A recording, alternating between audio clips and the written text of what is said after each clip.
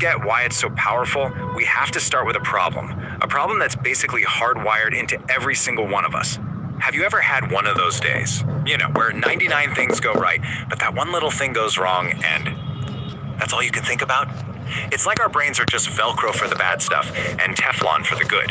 Well, guess what? If you feel that way, you're not alone. And it's completely normal. That's right. This is not some flaw in your personality.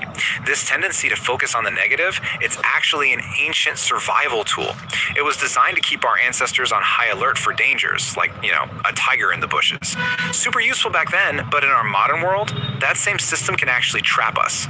So yeah, this survival instinct that was once our greatest shield can become this sort of invisible prison. It makes us almost blind to all the good things happening around us every single day. We're so busy scanning for what might go wrong that we just completely miss what's going right. Okay, here's a really great way to think about it. Imagine your mind is a garden. Now, for years, most of us, without even realizing it, have just been watering the weeds. All the worries, the fears, the anxieties. We've given them all our attention. So, of course, they've grown totally out of control. Every single thought is like a seed, right? A negative thought, well, that grows into a thorny, painful bush. But a grateful thought? That grows into a beautiful tree that actually bears fruit. So the real question is, which seeds are you watering every day? But here's the amazing part.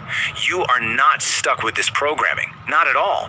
You can absolutely change this default setting. There is a switch you can flip to shift your entire focus away from the negative and towards the positive. And believe me, it's not magic. It's pure science. And that switch is gratitude. And we're not just talking about some fluffy, feel-good emotion here. We are talking about a scientifically proven tool that can literally, physically rewire the pathways in your brain. See, when you practice gratitude, you're doing so much more than just thinking happy thoughts. You're actually creating real physical changes inside your head. It unleashes powerful chemicals, it actually alters your brain structure over time, and it actively fights back against that old, outdated negativity bias. So what is actually happening in there? Well, gratitude calms down your amygdala. That's your brain's little alarm system, the fear and anxiety center.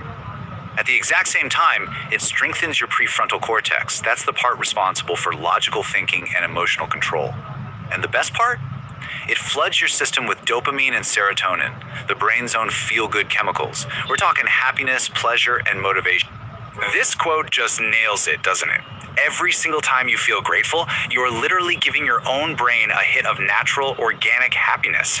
It's like you're becoming your own doctor, prescribing yourself joy.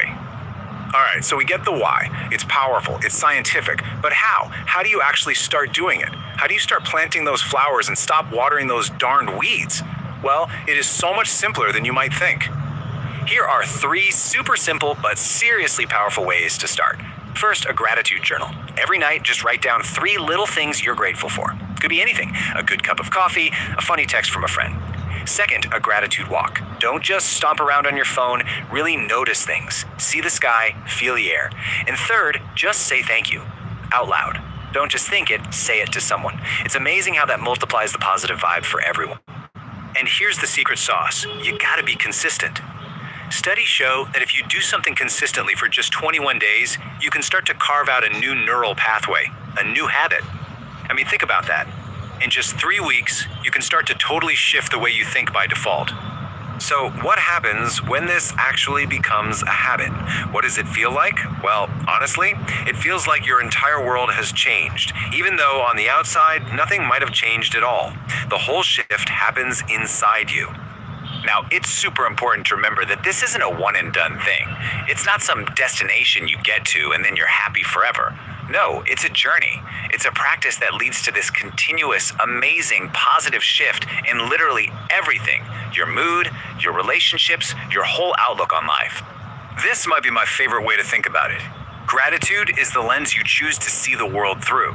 And when you put on those gratitude glasses, everything just seems clearer, lighter, and way more beautiful. And on a deeper level, what you put out is what you get back.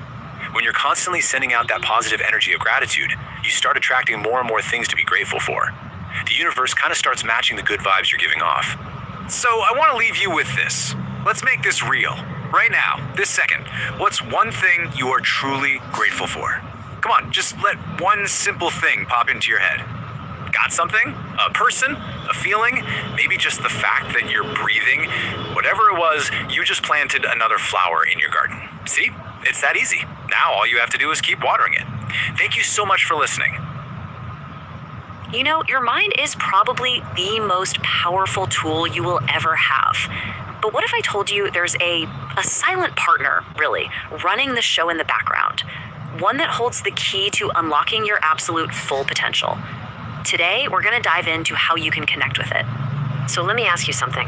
Have you ever been driving a route you know really well, maybe your commute home, and you pull into the driveway and realize you have almost zero memory of the actual trip? Your conscious mind was off somewhere else, thinking about dinner or a meeting. So who was driving the car? In this explainer, we're going to break it all down. First, we'll reveal the two minds that are running your life. Then we'll get into that autopilot we were just talking about. From there, it gets really practical.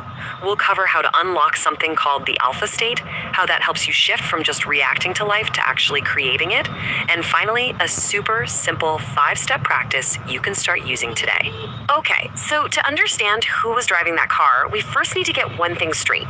Our brain operates with two totally distinct systems, and they're working at the same time. You've got the conscious and the subconscious. Think of it like a division of labor, right? Your conscious mind is what you're using this very second to listen and think about what I'm saying. It questions things, it uses logic. But the subconscious, well, that's the silent powerhouse in the background. It doesn't question anything, it just does. It's running your habits, managing your emotions, and holding on to all your core beliefs based on its programming. So what this means is that while your conscious mind is all caught up in the here and now, your subconscious is that powerful autopilot, just silently guiding your life in the background. And the scope of its control is, well, it's staggering. We're not just talking about your habits, like biting your nails, or your emotional triggers. No, it's running the most critical systems in your body. Your heartbeat, your immune system, your breathing, all without you ever having to think about it for a single second. It is always on, every moment, awake or asleep. And this brings us right back to that car ride. Your subconscious was in autopilot mode, perfectly following its preset program for drive home. And this illustrates a really crucial point. The subconscious doesn't make mistakes. It can't. It just flawlessly executes whatever instructions it's been given. So if this system is so powerful, the big question has to be, how do we communicate with it, right? How can we give it new instructions? Well, the answer lies in something called the alpha state. The bridge to your subconscious, that direct line, is a specific mental frequency called the alpha state. Now, this isn't anything mystical or weird. It's simply a state where your analytical mind quiets down, your body gets really relaxed, and your awareness just naturally shifts from the outside world to your inner world.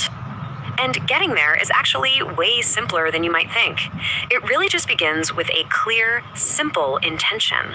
The act of just stating to yourself, I am connecting with my subconscious mind, is what starts to open that line of communication. Once you start building this connection, the changes aren't just, theoretical. They start showing up in very real, very tangible ways in your day-to-day life. So how do you know it's working? Well, you'll start to notice you're less prone to anger. Those little things that used to bother you, they just don't anymore. New ideas and solutions seem to pop into your head effortlessly. Your creativity starts to flow, and you just begin to feel this genuine sense of inner peace. This is the fundamental shift. You actually move from what we could call reaction mode, where your life is basically dictated by external events and stress, over to creation mode. And in this state, you're driven by an internal vision. You don't just react anymore. You observe, you align, and you create from a place of calm, centered detachment. This is where that powerful, calm energy you see in some people really comes from. Okay, so now let's turn all this theory into actual practice. Here's a clear, actionable routine that you can start using immediately to build this incredible connection. Here it is, 5 simple steps. First, just practice observing the world without immediately reacting to every little thing. Second, focus on your breathing. Keep it slow and rhythmic. Third, find a few minutes every single day to just sit in total silence. Fourth, consciously scan your body and just release any tension you're holding on to. And finally, number 5, repeat your intention. And this right here, this is the command. This is the phrase you repeat. My subconscious mind is awake, aware, and connected. You're not just saying words here, you're issuing a new instruction, a whole new program for that powerful autopilot to start running. This is the ultimate goal. The takeaway here is, well, it's profound. When you stop being run by old automatic programming and you start consciously connecting with your inner world, you shift from being a passenger to being the pilot. You actually become the creator of your own life. And that leaves us with one final, very powerful question. As you start this practice, your inner world is going to start to change, and your outer reality will inevitably transform right along with it. So, what reality will you choose to create? What if I told you that you, yes, you, have a hidden power? A power that no matter where you are in life right now can totally change everything for you. Well, today, we're going to pull back the curtain on exactly what that power is. So let me just ask you this straight up. Are your thoughts creating your life? Is it possible, just think about it for a second, that the world you see around you is actually a mirror of what's going on inside your head? So, what is this hidden power we're talking about? It's a principle, a law, really called the law of attraction, and just getting your head around it is the very first step to using it. Okay, so what is the law of attraction? In a nutshell, it's this. Whatever you focus on, you're going to get more of. The energy you put out into the world is the exact same energy you're going to get back. It's really that simple, but it's also incredibly powerful. A really great way to picture this is to think of your mind as a giant, powerful magnet. Seriously. It doesn't really judge what's good or bad. It just attracts whatever matches your most common thoughts. The people, the experiences, the whole shebang. Right, so you might be sitting there thinking, okay, cool concept, but how does that actually work? What's the science here? Well, the theory behind it is surprisingly straightforward. See, the big idea is that your thoughts aren't just these quiet little things that stay locked up in your head. Nope. Every single thought you have creates a real energy, a kind of vibration that you're constantly sending out into the universe. Every feeling is basically you broadcasting a signal. And here's the kicker.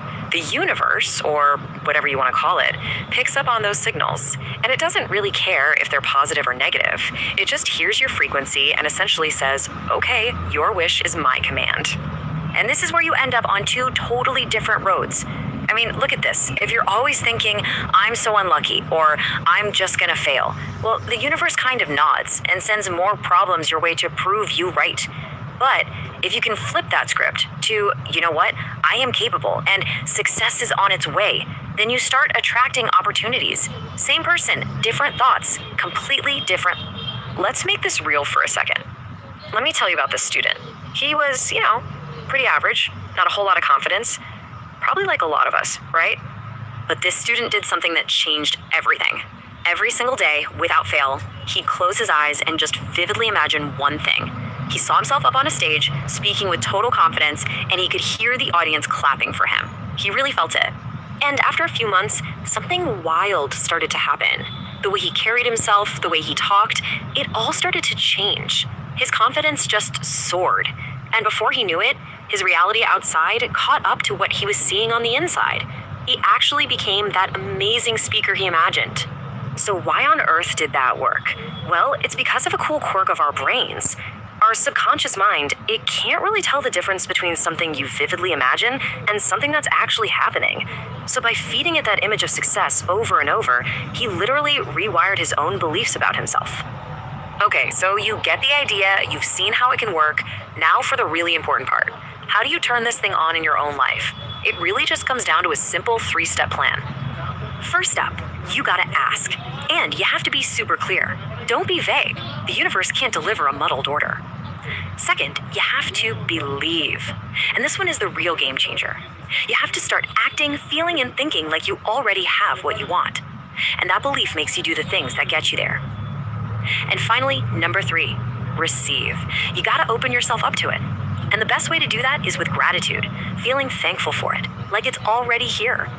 Now, a really powerful way to nail that believe step is to use affirmations. They're just simple, positive sentences that help cement your new reality in your mind. Let's look at a few. Just repeating simple things like this every day can totally shift your mindset. Saying I am deserving fights off those nasty feelings of not being good enough. Telling yourself what I want is coming to me builds this amazing feeling of hope and faith. And the universe is with me, that can replace a whole lot of fear with a real sense of support. So when you boil it all down, here's the magic formula. It's not enough to just think a thought. You have to combine a clear thought with a strong, positive feeling. That combination, thoughts plus emotions, that's the engine that creates your reality. All right, as we start to wrap this up, there's one last huge idea I want to leave with you that kind of ties this all together. This quote, this says it all, doesn't it? You become what you think, you attract what you feel.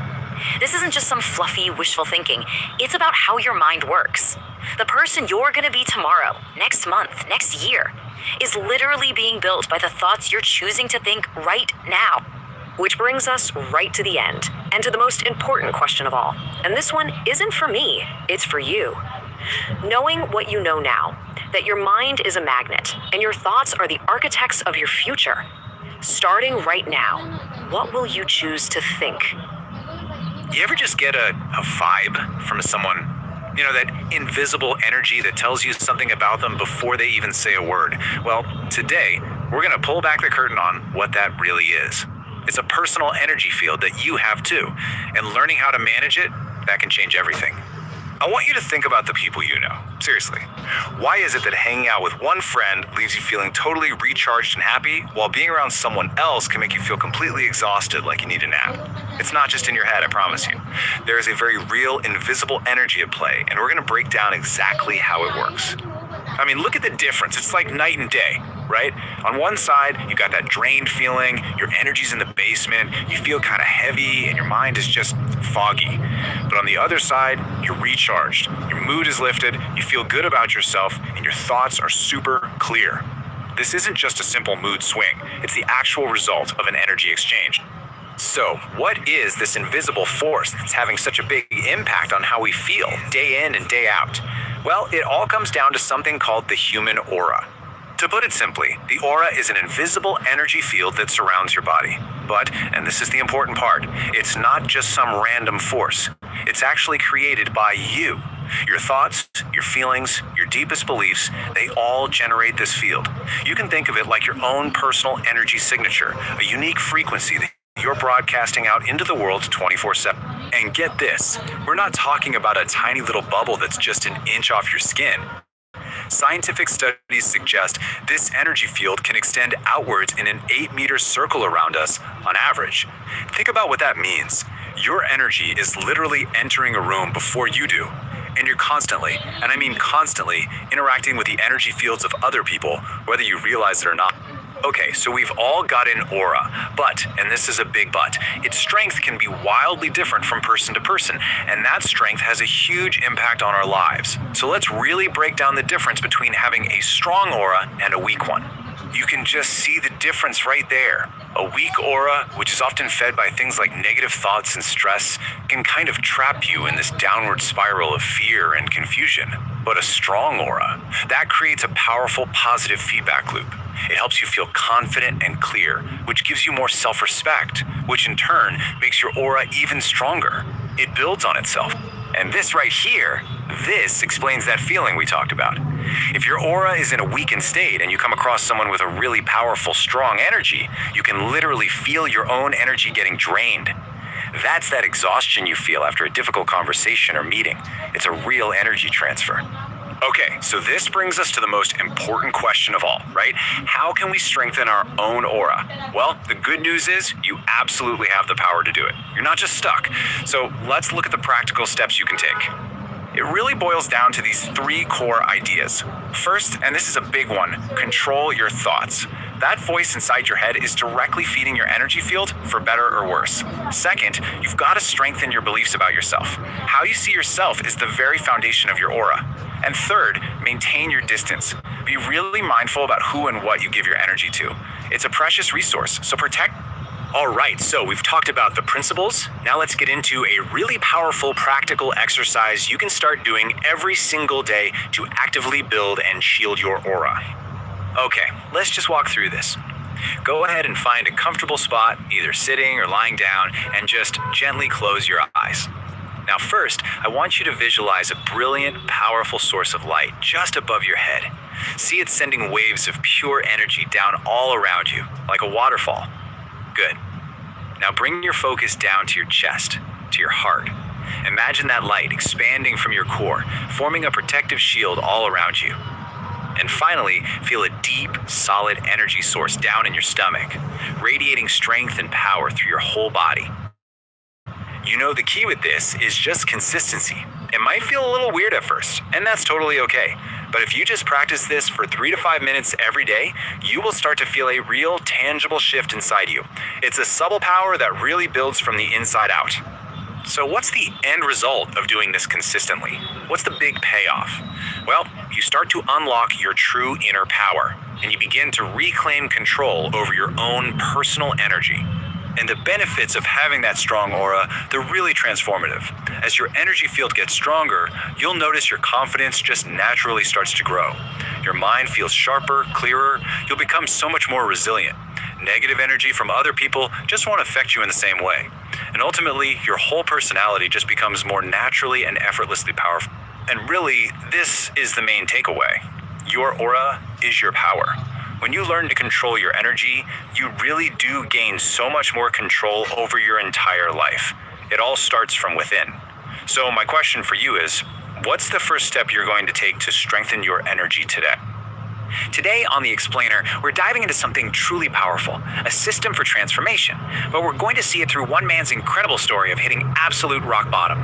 And this is where it all begins. A moment of just profound shame. You know, the kind of moment that's so painful, it forces you to look at your entire life and ask, what am I doing? So yeah, let's dive right in. We're going to tackle that very question by following a man named David. And his journey, well, it's going to completely reshape not just his body, but his entire identity. It's an amazing story. So let's meet David. He's 40 years old, and when our story begins, he's at his absolute lowest point. I mean, he was a loving father, a great husband, but he was trapped inside a body that was just failing him. To put it in perspective, he weighed 140 kilograms. That's over 300 pounds. But it wasn't just about the weight, you know? His health reports were a mess, just a collection of red flags. We're talking sky-high cholesterol, type 2 diabetes, the works. And the day-to-day stuff, it was becoming impossible. He was too breathless to walk with his wife. He had zero energy to play with his kids. Even tying his own shoelaces was a struggle. But the real gut punch, the thing that truly haunted him, was knowing he was failing his family. His 7-year-old daughter, she just stopped asking him to play. Think about that. She just accepted that her dad could. And then, the breaking point. The moment that changed absolutely everything. He was just trying to get a ball for his 9-year-old son when he stumbled and fell. And he didn't trip, you know. It was just weakness. He couldn't get back up on his own. The humiliation of his son seeing him like that, helpless on the ground, that was it. That was the catalyst. That night, he knew something had to change, for real this time. So, completely desperate, David reached out for help. A friend referred him to this, well, a very unique kind of doctor. This guy didn't write prescriptions for pills or hand out extreme diets. Nope. He prescribed philosophies. And this first question from the doctor, it just hit David like a ton of bricks. It made him realize he'd spent but he expected to fix it all in a few months. So the doctor's first challenge? It was almost shockingly simple. For the next 2 weeks, he said, just drink 1 glass of water every single morning. That's it. Change nothing else. Now, what's so clever about this is that the doctor's goal wasn't weight loss. Not yet, anyway. It was just about getting David to keep a single, simple promise to himself. And this brings us to the very first philosophy, Kaizen. The whole idea here is that massive change doesn't happen with these giant, heroic leaps. It comes from tiny, consistent 1% improvements day after day. And that 1 glass of water, it became what we call a keystone habit. It was the one small domino that starts a chain reaction. It was the small win David desperately needed to prove to himself, hey, maybe I can do this. This was the foundation for everything else. Okay, so building on that tiny bit of success, the doctor gave David his next challenge. Eat half portions of your meals. Simple enough, right? But there was a twist. He had to wait 20 minutes before he could even think about going for seconds. And this introduced him to the second philosophy, Hara Haji Bu. The logic behind this is so simple, but it's also kind of profound. See, it takes about 20 minutes for your stomach to send the, hey, I'm full signal to your brain. By just pausing, David gave his body a chance to catch up. He wasn't using willpower. He was just listening to his body. And with just that one tiny change, he lost his first 3 kilos. The journey was officially on. So, David was starting to make real progress. But the next challenge wasn't about what he was eating. It was about getting him to move again. One tiny, tiny step at a time.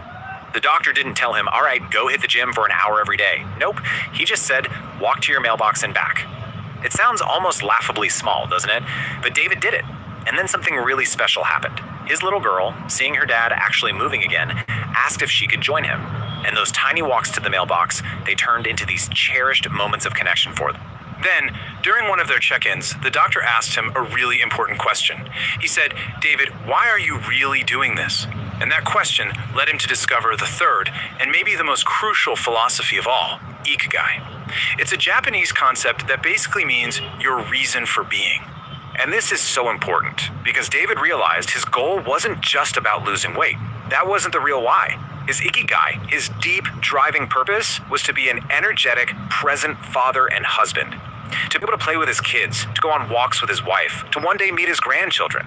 That became a source of fuel that's way more powerful than just motivation. But you know how it goes. The path to real change is never, ever a straight line.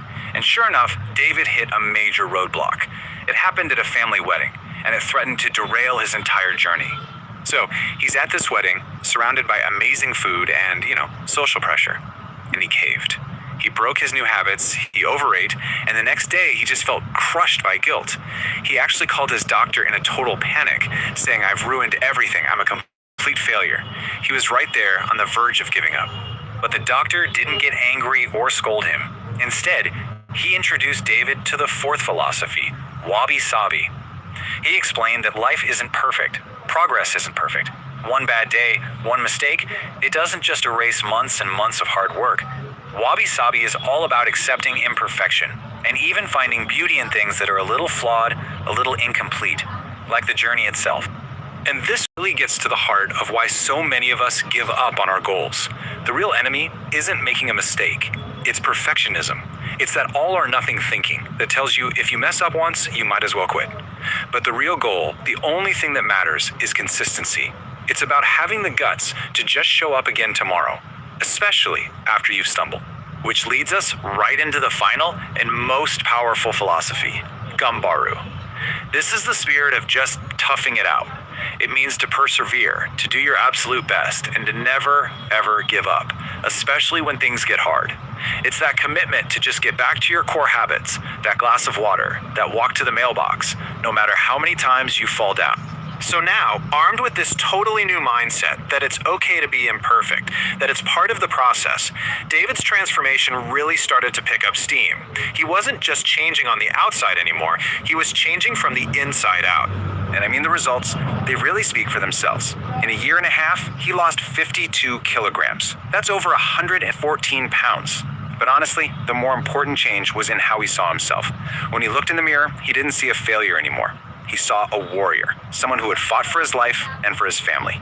And get this, when he went for a routine checkup, his old doctor was just stunned, speechless. The high cholesterol, the type 2 diabetes, all of it reversed, gone.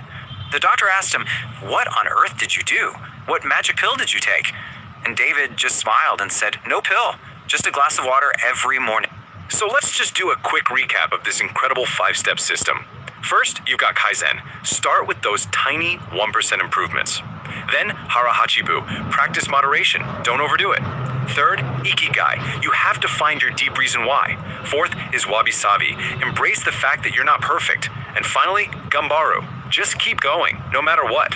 So what's the big takeaway from David's story? It's this. Real, lasting change doesn't start with some giant, perfect leap of faith. It starts with one small glass of water. One short walk to the mailbox. So I'll leave you with this question. What is the one small, imperfect step you can take today that your future self is going to thank you for? Thanks for watching. All right, let's dive into something truly wild. We're going to talk about the most complex thing in the entire known universe, and it's right inside your head. Yep, the human brain. We're about to uncover some facts about its power and memory that might just change how you think about, well, thinking itself. So, let me ask you this. You're using your brain right now, obviously, but have you ever stopped to really think about how powerful it is? I mean, what is it actually capable of? Well, we're about to put that power into some serious perspective. Okay, get ready for this number. Every single second, your brain is processing around 11 million pieces of information. That's not a typo, 11 million. And we're not just talking about the words you're hearing from me. It's, the feeling of the chair you're sitting in, the temperature of the air on your skin. It's this constant, massive flood of data. But here's where it gets really interesting. Out of all that, all those 11 million inputs, you're only consciously aware of a tiny, tiny fraction. So what's handling the rest? Your subconscious. It's just quietly running the show in the background. It's a huge reminder that so much of what we do isn't about active thinking. It's about what we feel and perceive without even trying. You know that feeling, right? When your phone or your laptop hits you with that dreaded storage full notification? Ugh, it's the worst. Well, guess what? Your brain just doesn't have that problem. Its capacity for memories, for knowledge, for everything you've ever experienced is, for all intents and purposes, unlimited. It doesn't fill up. It just keeps making new connections. So let's dig a little deeper into this hidden power. You can think of your brain like a supercomputer, but one that's so advanced it still has scientists scratching their heads. Here's a cool way to frame it. A computer hard drive, it stores files, right? Your brain, it stores life. It literally weaves together facts, feelings, smells, sounds, all of it into this incredible tapestry of memory that just never, ever runs out of space. It's an absolute marvel. Okay, but a huge amount of this power is operating completely under the surface. So now let's talk about the subconscious mind, the silent partner that's actually running the whole show. Check this out. It's estimated that a whopping 90% of your life is driven by your subconscious. I'm talking about your habits, your gut reactions, your deepest beliefs, all of it. That little 10% that we're actually aware of, that's just the tip of the iceberg. And that has a really profound implication, right? Because if our subconscious is built from our repeated thoughts and experiences, it means that old saying is literally true. The things you think about over and over again, those are the thoughts that are building the very foundation of who you are. Have you ever wondered why you can remember every detail of a birthday party from 10 years ago, but you have no idea what you ate for lunch last Tuesday? Well, the answer is emotion. Emotion is like an anchor for our memories. It just locks them into place. And the stronger the feeling, whether it's good or bad, the stronger that memory is going to be. Okay, so we've seen how powerful it is. Now let's kind of pop the hood and see how this thing actually works. How does this amazing organ pull off these incredible feats?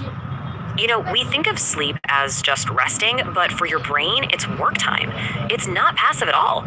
When you get into that deep sleep, your brain kicks into this super important repair and organization mode. It's like a night shift worker, sorting through all the information from your day, deciding what to keep, and filing it away into your long-term memory. That's exactly why a good night's sleep is one of the best things you can do for your memory, period. All right, let's switch gears and talk about energy. Right now, just sitting there, your brain is generating about 20 watts of power. So what's 20 watts? Well, it's enough to power a dim light bulb. Just think about that for a second. The organ that created symphonies, that sent us to the moon, that's responsible for every single thought you've ever had, runs on the same juice as a tiny lamp. That is some serious efficiency. Now, here's a really weird paradox for you. The brain itself has no pain receptors. It can't feel pain. Neurosurgeons can operate on a patient's brain while they're awake. Yet, it's the master control center that processes all the pain signals coming from the rest of your body. So the organ itself feels nothing, but it never ever forgets the memory of pain. Okay, so knowing all this cool stuff is one thing, but actually using it is something else entirely. So for this last part, let's get practical. Let's look at a way you can start to unlock some of that amazing memory potential yourself. All right, here's a really cool tested memory hack. It's called context memory. The idea behind it is super simple. Our brains are amazing at linking memories to our senses. A certain song, a specific smell. We can totally use this to our advantage by creating a sensory trigger on purpose when we're trying to learn something. Here's how it works. Let's say you're studying for a big exam. Try chewing a really unique flavor of gum, or maybe put a little bit of a specific essential oil on your wrist. Then, when you go to take the test, chew that same gum or smell that same scent. That sensory cue can act like a key, helping you unlock all the information you filed away. And get this, your brain isn't some static thing. It's constantly changing, constantly rebuilding itself. Over about 7 to 10 years, a lot of your brain cells are actually replaced with brand new ones. But here's the amazing part. Your memories, your personality, everything that makes you you gets transferred to those new cells. So even though you're physically changing, you are still you. How cool is that? You know, maybe the best way to think about it is this. Your brain isn't just an organ. It's more like a living galaxy with millions and millions of signals firing every single second. It's an entire universe of thought and potential, and it's all right there, inside your head. And maybe the most exciting part of all is that we're just beginning to map this incredible universe. Research keeps showing us that with the right kind of training, for focus, for memory, for learning, we can tap into so much more of this amazing power we all have. So I'll leave you with this one last really important question. Now that you know about the vast untapped potential sitting right inside your own head, what are you gonna do to train your brain? Ever get that feeling, that gut feeling, that you're being played, but you just can't put your finger on how? Well, there are these hidden psychological forces all around us, influencing our daily lives, and a lot of the time, we don't even see them. So, in this explainer, we're gonna pull back that curtain. We're unmasking the secrets of what's called dark psychology. I know, it's a pretty intense question, right? But it's a really important one. Because sometimes, the people we're closest to, they're using these super subtle tactics, not to lift us up, but to control us. And that's what this is all about. We're gonna give you the tools you need to spot it when it's happening. Okay, so let's get one thing straight right away. The goal here is absolutely not to teach you how to manipulate people. No way. It's the exact opposite. This is all about awareness. Because the more you understand these sneaky tactics, the more power you have over your own life, your own mind. It's all about empowerment, and that comes from knowledge. And that brings us right to the heart of it. We're gonna break down seven of the most common manipulation tactics that you're likely to run into. And trust me, once you see these patterns, you really can't unsee them. So, let's dive in with one that's surprisingly powerful. You know when someone just goes radio silent on you? No fight, no shouting, just complete silence? Yeah, that's not always someone taking the high road.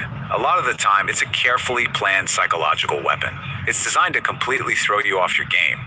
See, when someone does that on purpose, when they just cut off all communication, your brain goes into this frantic overdrive, right? It's trying to solve this mystery. You immediately start blaming yourself. What did I do wrong? You question everything you did, and you might even start lowering your own standards just to get any kind of reply.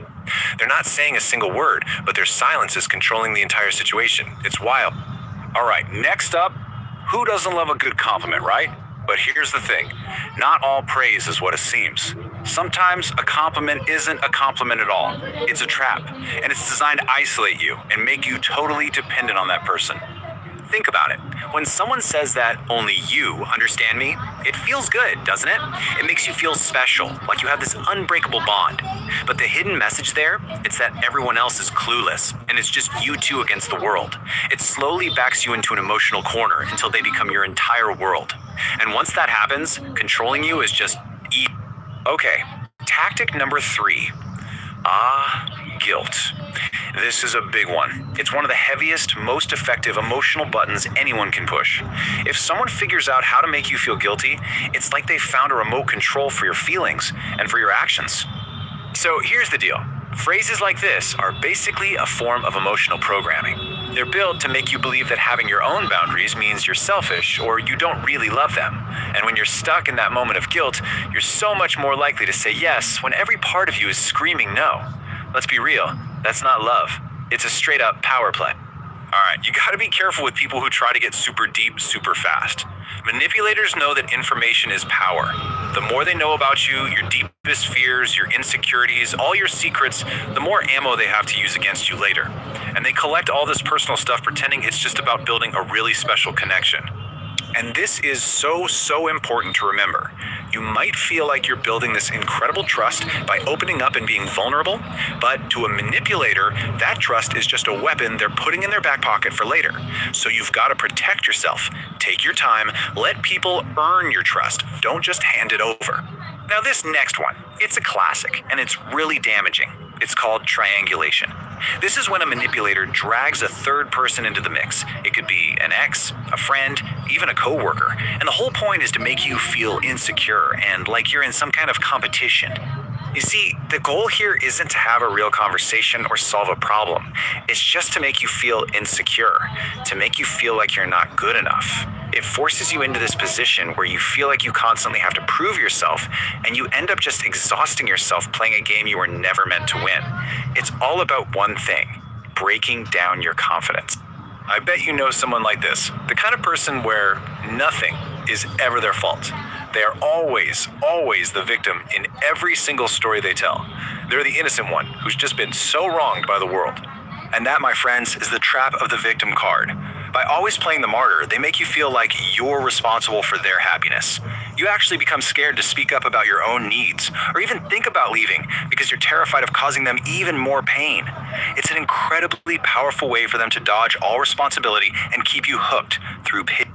Okay, let's talk about the modern world, because dark psychology has found a massive, powerful new playground, and that's social media. I mean, those perfectly curated, flawless lives you see scrolling through your feed, a lot of that is intentionally designed to make you feel insecure, to make you compare your real life to their highlight reel. And that is the comparison trap in full effect. Your focus just shifts. Instead of working on your own growth, you're stuck envying someone else's perfectly edited life. It's literally designed to make you feel like you're not enough, and it just creates this vicious cycle of insecurity. The number one thing to remember is that social media is filtered reality. It's not real life. Okay, so we've laid out the tactics, and I know that can feel pretty heavy. But now we get to the empowering part. Let's switch gears from the problem to the solution. Here's a simple 3-step strategy you can use to defend yourself. First up, build your self-awareness. Seriously, when you know your own value, it's a whole lot harder for someone else to convince you you're worthless. You gotta set clear boundaries. Number 2, observe the patterns. Look, anyone can make a mistake once, but if you see the same manipulative stuff happening again and again, that's not a mistake, my friend. That is a strategy. And finally, number 3, learn to say no. No is a complete sentence. You don't need to explain it. Protecting your own mind and your own peace is so much more important than pleasing someone who doesn't even respect you in the first place. And that really is the biggest takeaway from all of this. These tactics only work in the dark. They thrive on confusion and self-doubt. The moment you shine a light on them, the moment you understand how they work, you completely strip away their power. Your knowledge, that's your greatest shield. So, now that you're armed with all this awareness, I want you to take a fresh look at the interactions in your own life. This isn't about being paranoid, not at all. It's about being perceptive. It's about being smart. So now that you know the tactics, who are you going to see differently? Have you ever stopped to wonder what really makes a relationship tick? Today, we're going to pull back the curtain on some powerful psychological truths about love and connection that might just change the way you see everything. Let's dive in. Have you ever been on that relationship roller coaster?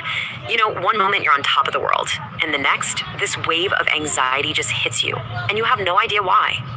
You felt it, for sure. But have you ever truly understood the psychology behind it? Well, that's exactly what we're going to unpack today.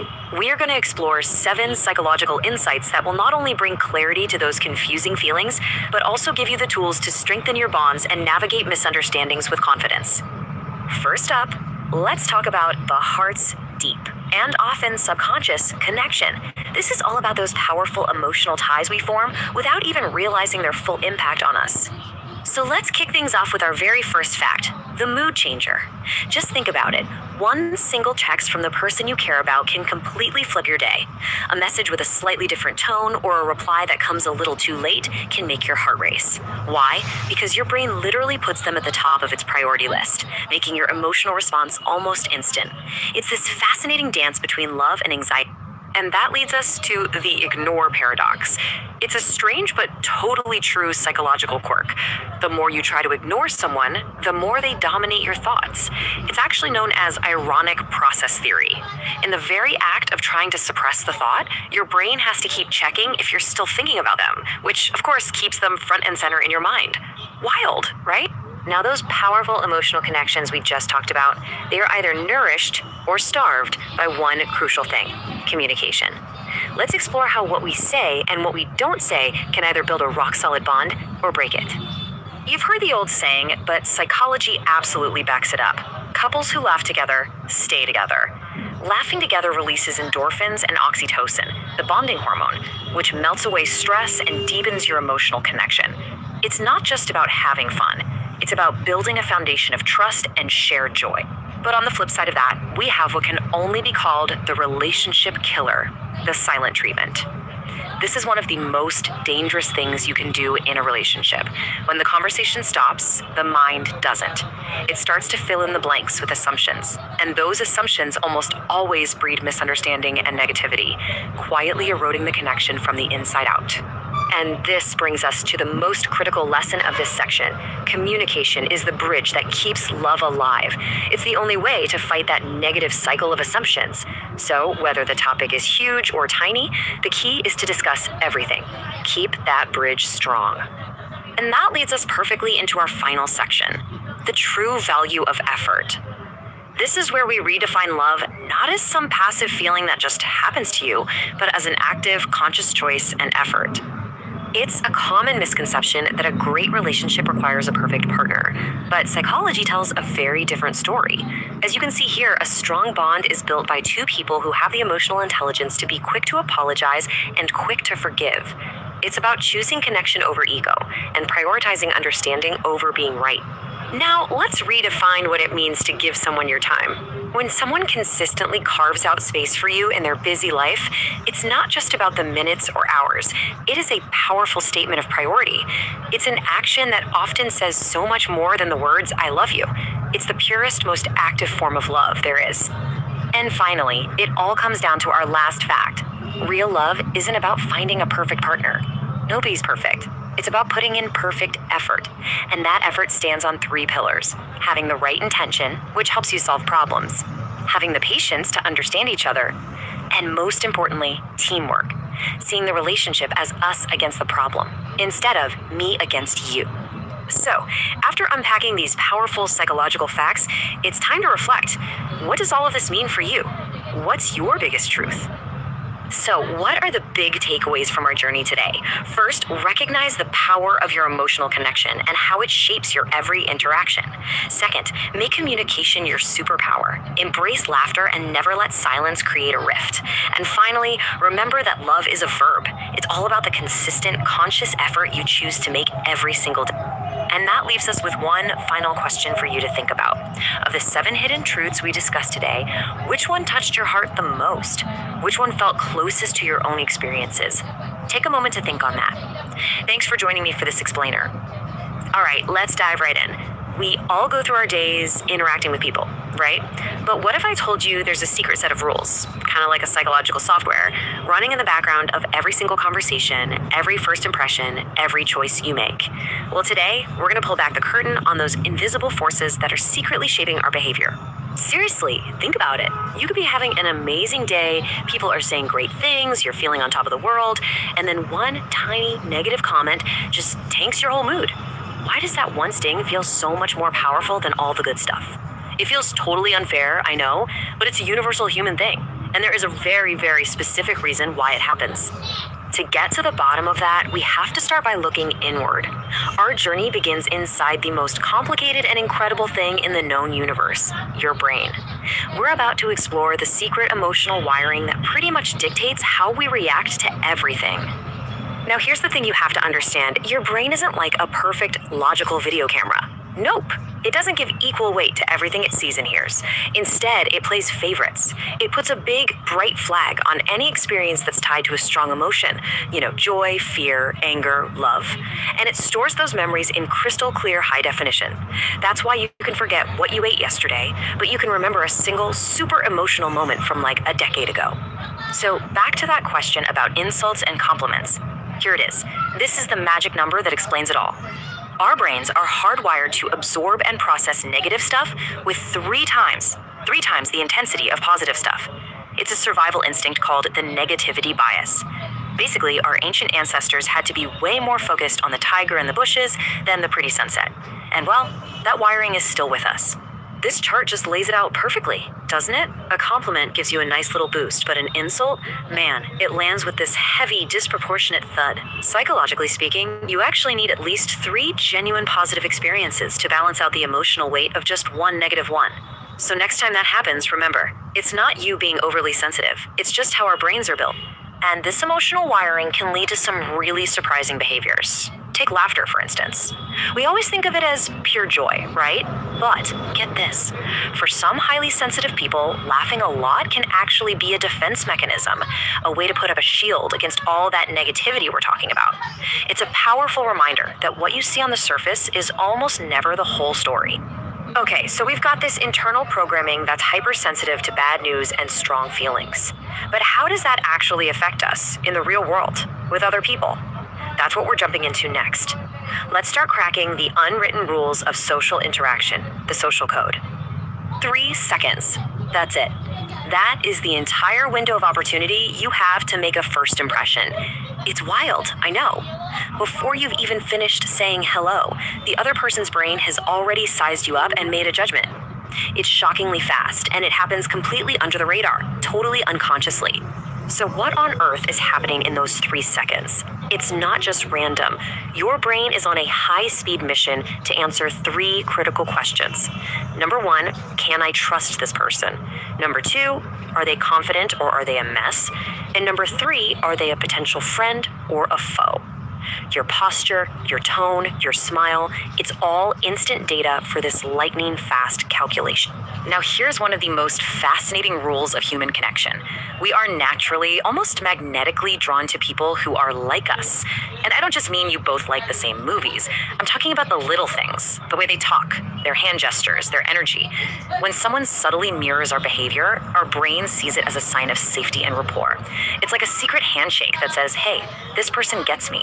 Just take a second and think about your closest friends, or maybe your favorite coworkers. Have you noticed that you've picked up some of their catchphrases, or that they've started using some of your gestures? That is not a coincidence. That is the mirroring effect in action. It's the invisible glue holding our social bonds together. But you want to know the single most powerful tool for connection? The real superpower? It's this. In a world where everyone is just waiting for their turn to talk, being a sincere listener is a total game changer. One of the deepest human cravings we have is to feel understood. When you give someone your complete, undivided attention, you're giving them a gift and satisfying a core psychological need. That kind of genuine connection, it's all built on trust.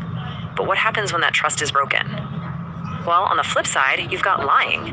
When someone tells a lie, their brain has to work overtime. It has to invent the lie, remember the lie, and actively suppress the truth, all at the same time. That extra mental work often leaks out in their body language, fidgeting, darting eyes, a fake smile. Their behavior just feels a little off, because neurologically, it is off. So much of our social behavior, when you really get down to it, is powered by 2 primal engines, what we want and what we're afraid of. So let's decode these powerful drivers. Here is a fundamental rule of psychology you see everywhere. We are absolutely wired to want what we can't have. It's true. The second something becomes rare or forbidden or just hard to get, its value in our minds just skyrockets.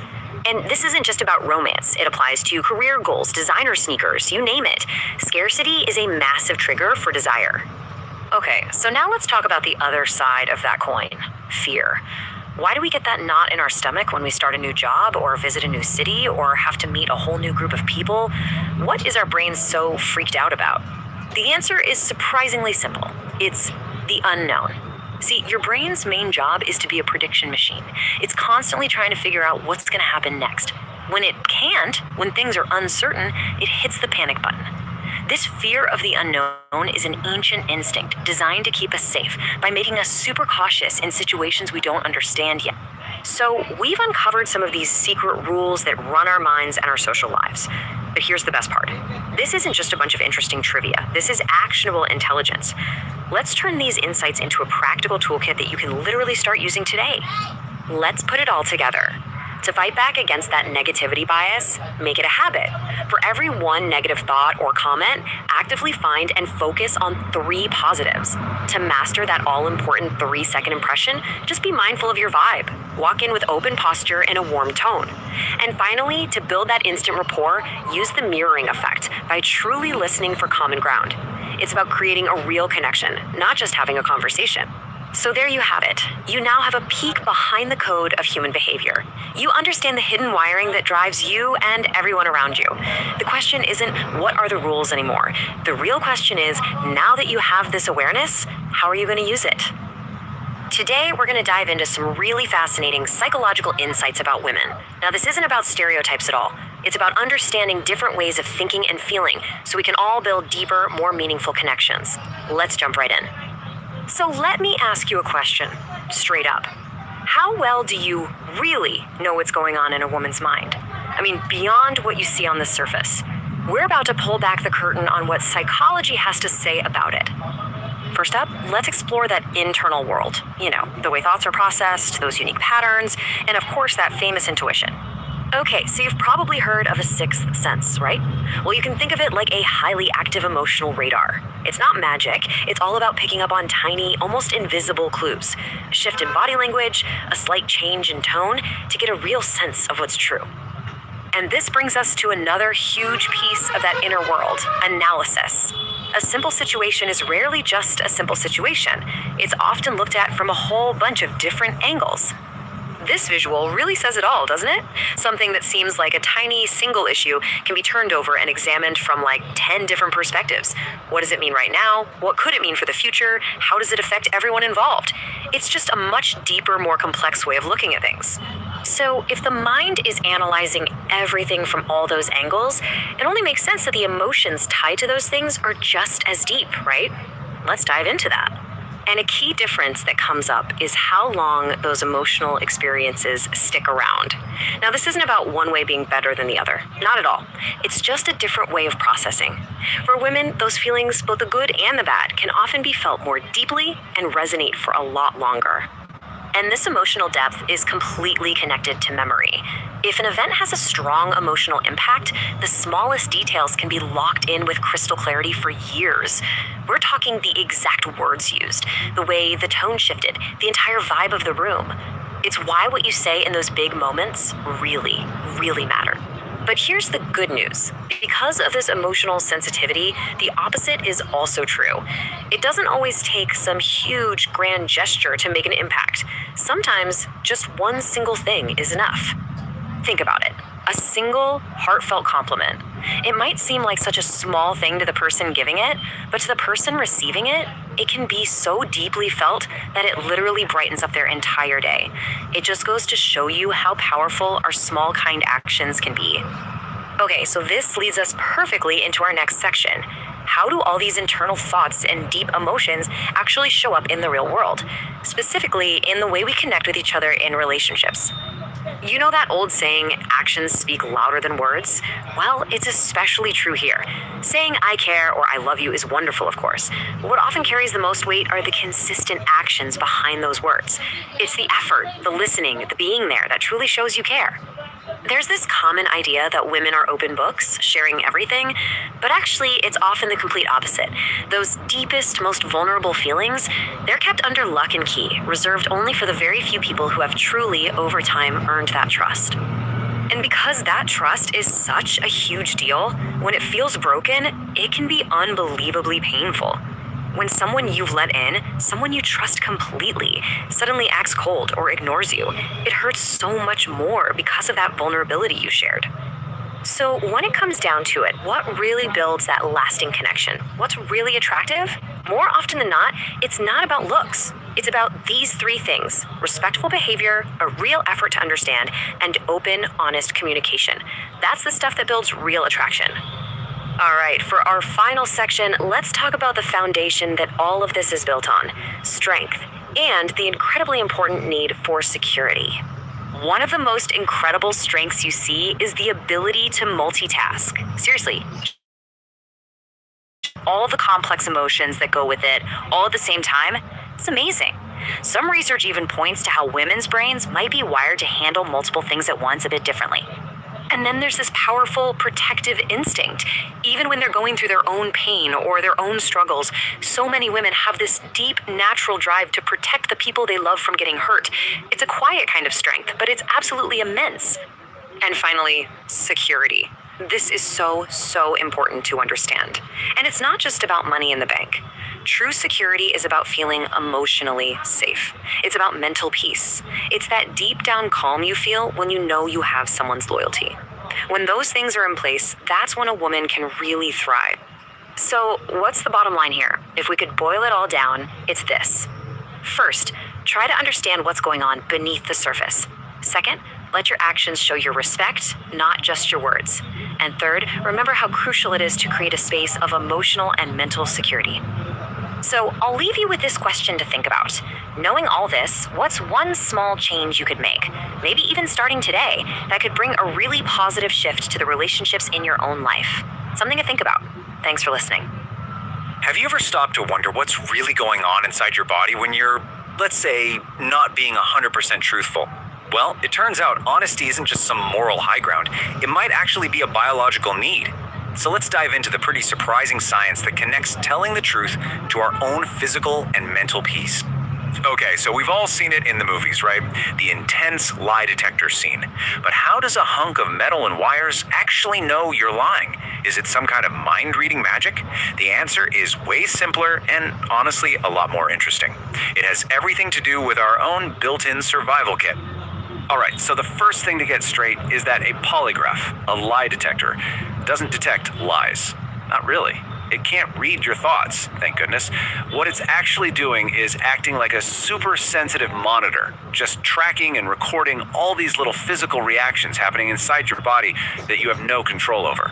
And this is where it gets really fascinating. It's measuring things like your heart rate, how fast you're breathing, your blood pressure, and even if you're starting to sweat. Now, think about it. Those are the exact same signs your body shows when you're facing a real physical danger. A pounding heart, quick breaths, sweaty palms. You can't control this stuff. So that leads to a pretty big question, right? Why on earth would telling a little white lie trigger the same reaction as, I don't know, coming face to face with a bear in the woods? It's because your body is hardwired with this incredibly powerful, ancient alarm system that's designed to protect you from any and all threats. And that whole system? It's run by something called the autonomic nervous system. Just think of it as the automatic control panel for your body's emergency response team.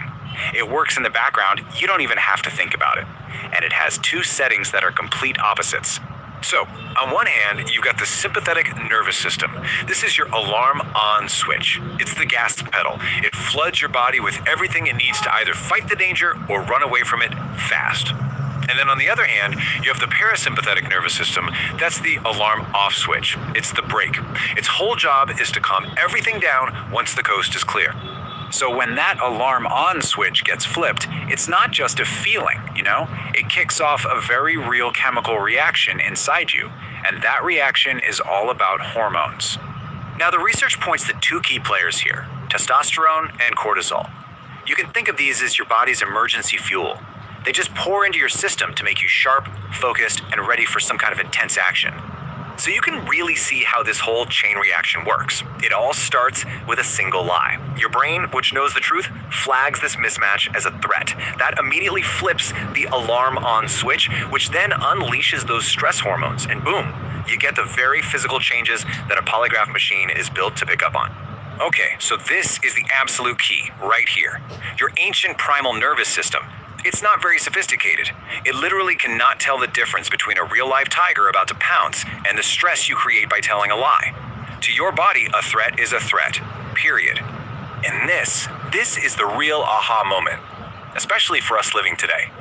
Every single time you present a version of yourself that isn't quite true, whether it's a heavily filtered photo or just a tiny exaggeration on your profile, you're basically telling your body, hey, we're in danger. You are creating that same threat situation inside yourself. And I mean, just think about how often we do this. From building that perfect life online, to beefing up our skills on a resume, or even just pretending everything's fine when it's not. We are constantly putting our own bodies into a state of fight or flight against lies that we ourselves created. Now, a little bit here and there might seem harmless, but what happens when that alarm system is sort of always on, humming in the background? What's the real long-term cost of living in this constant low-level state of threat? Well, the consequences, as it turns out, hit you both mentally and physically. So let's start with your head. Constantly having to fight to keep up a lie, to maintain a false reality, that puts an incredible amount of strain on you. You're always on edge, right? Always a little worried you're going to get caught. And what the research shows is that this constant stress state is directly linked to things like anxiety, depression, and even just being irritable and moody all the time. It makes perfect sense, doesn't it? If your body is always geared up for a fight, your mind is going to be too. And that mental stress, nope, it absolutely does not just stay in your head. Those stress hormones, cortisol and testosterone, when they're always floating around in your system at high levels, they start to do some real damage to your physical body. And the effects are things you can actually feel. We're talking about serious long-term health problems. Everything from high blood pressure and heart trouble to constant fatigue, headaches, and even weird weight gain. Yeah, the physical price you pay for faking it, it's no joke. But here is the really good news in all of this. If being dishonest is what's causing all this biological stress, then the solution is actually wonderfully simple. It's not about being some perfect saint.